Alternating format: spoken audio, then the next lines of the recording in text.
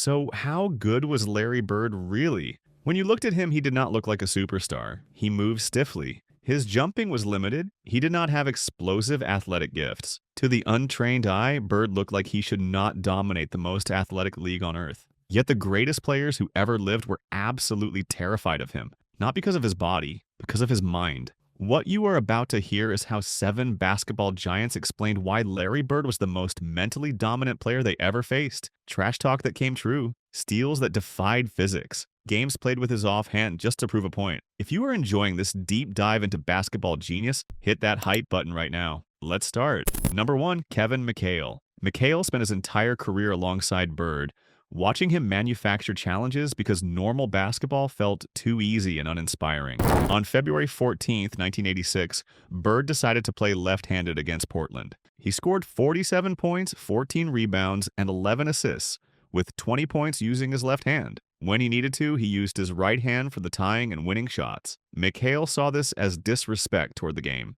For a Hall of Famer, 47 points is a career night. For Bird to do it handicapped was contempt. Bird played the Hawks in 1985 and scored 60 points while calling his shots beforehand. The Hawks bench started cheering for him. They could not help it. They forgot they were supposed to be competing and just watch genius unfold before their eyes. The Hawks bench was fined $500 each. Doc Rivers said he was torture. McHale watched these moments as proof that Bird had crossed into a different realm. Xavier McDaniel was guarding Bird in a crucial moment with seconds left. Bird walked up and said, "I am getting the ball and shooting it in your face to win this game." Then he did exactly that. When it was over, Bird's expression seemed to say, "I did not mean to leave 2 seconds on the clock." By telling McDaniel what was coming, Bird broke him mentally. You knew it was happening and still could not stop it. Number 2, Bill Walton. Walton's career was broken by injuries until the 1986 Boston Celtics. Playing as the sixth man, Walton found basketball nirvana. Walton was one of the greatest passing big men ever. But with Bird, he saw something unprecedented. Bird was a basketball genius. Walton called him Mozart, not as a joke, but as a literal comparison to history's greatest composer. Bird did not just see the open man. He saw the man who would be open after the defense rotated. Walton called this the third pass. The next pass after the next pass. Bird calculated 5 moves ahead. Walton talked about Bird's touch passes,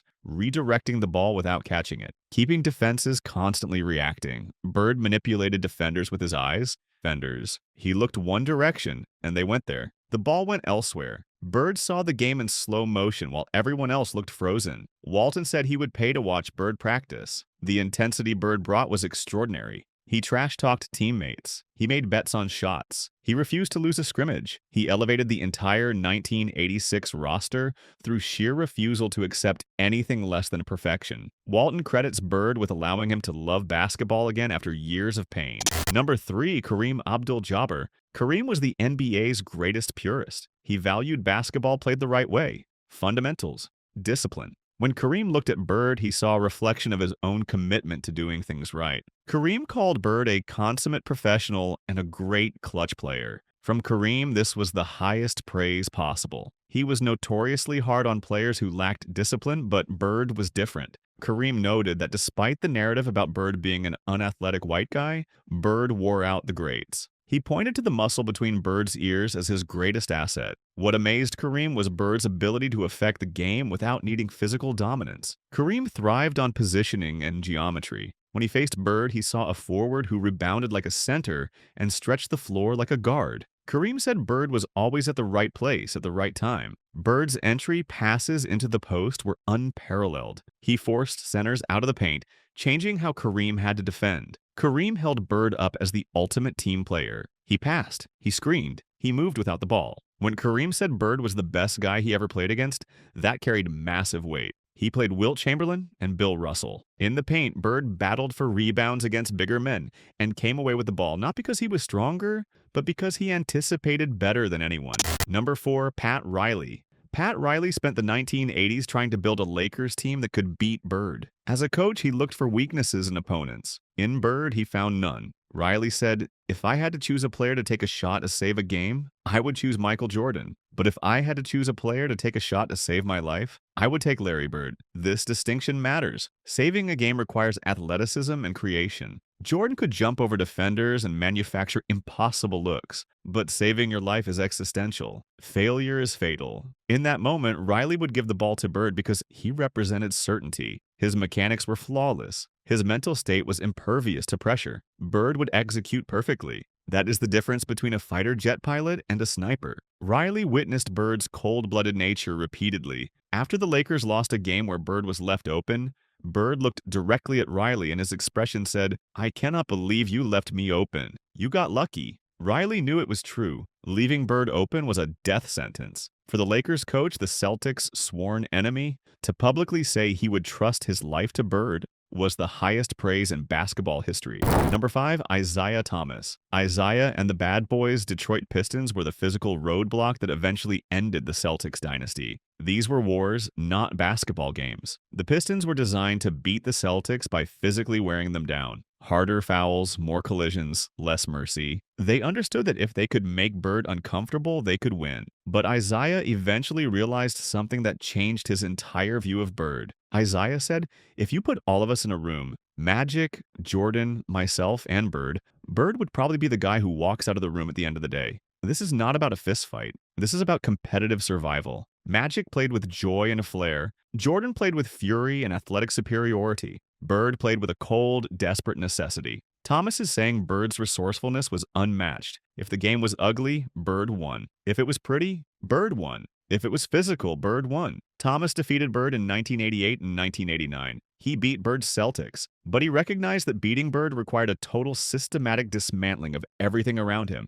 because Bird could not be broken mentally. The moment that haunts Thomas to this day is the steal in Game 5 of the 1987 Eastern Conference Finals. The Pistons were leading by 1 with 5 seconds left. The Celtics ball. But they turned it over. The Pistons had control. The series was over. Thomas threw an inbound pass to Bill Laimbeer. But Bird was already moving. He anticipated the play before Thomas even made the pass. Bird cut in front of Laimbeer, stole the ball near the baseline, stayed in bounds, turned, and found Dennis Johnson for the game-winning layup. This was not an athletic play. It was pure cognition. Bird processed the court geometry faster than Thomas. He saw the play develop before it happened. To lose that moment, to know you were outthought by your opponent in the most important moment, showed Thomas why Bird walks out of the room. Bird beat him with his mind. Number 6, Michael Jordan. Michael Jordan rarely praised his peers. He did not hand out compliments to competitors. But when Jordan talked about Bird, he put him in his own category. In 1985, early in Jordan's rookie season,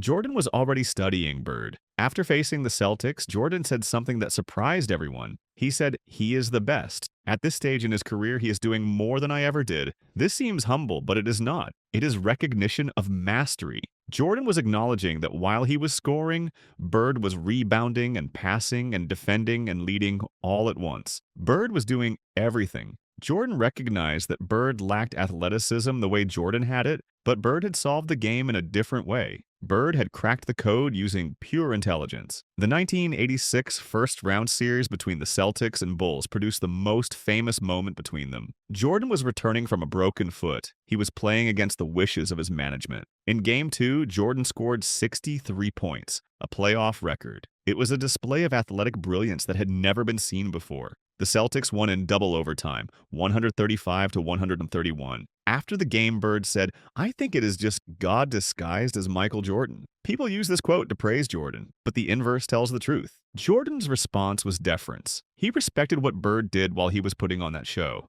Bird averaged 28.3 points, 8 rebounds, and 8 assists on 52% shooting in that same series. While Jordan was creating highlights, Bird was conducting a clinic on winning. Jordan called Bird the smartest player he ever played against. Bird's lack of athleticism forced him to master the geometry of the court in ways that even Jordan had to study. Jordan said, "Larry Bird at 75% is still better than 75% of the players in the NBA." He said this during the selection process for the 1992 Dream Team. Jordan wanted Bird on that roster because in a game of basketball intellectuals, Bird was the dean. Jordan respected Bird's trash talk as much as his jumper. Jordan was a legendary trash talker himself, but Bird talked differently. Bird did not talk to compensate for insecurity. Bird talked to state facts. Jordan appreciated that. They talked in different styles. Jordan was aggressive, personal, relentless, designed to intimidate. Bird was factual, prophetic, dismissive, designed to demoralize. When Bird told opponents exactly how he would score,